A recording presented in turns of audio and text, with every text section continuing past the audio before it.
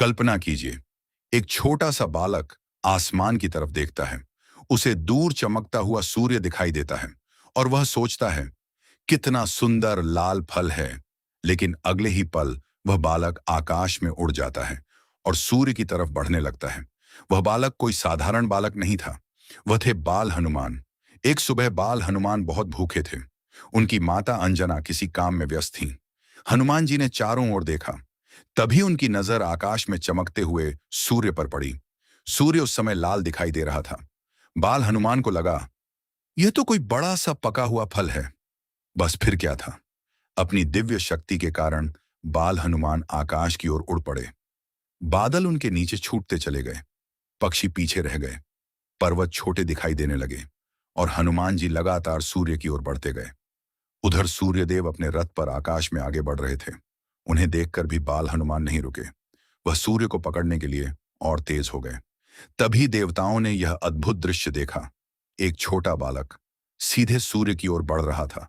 इसी समय आकाश में राहु भी सूर्य को ग्रहण करने के लिए पहुंचा, लेकिन उसने देखा कि कोई दूसरा ही सूर्य की ओर बढ़ रहा है। राहु घबरा गया। वह तुरंत देवताओं के पास पहुंचा और सारी बात बताई। तब देवराज इंद्र स्वयं वहां पहुंचे।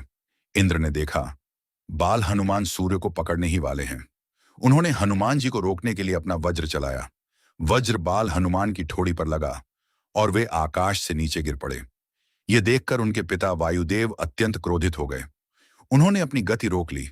अचानक पूरी सृष्टि में वायु का प्रवाह रुक गया।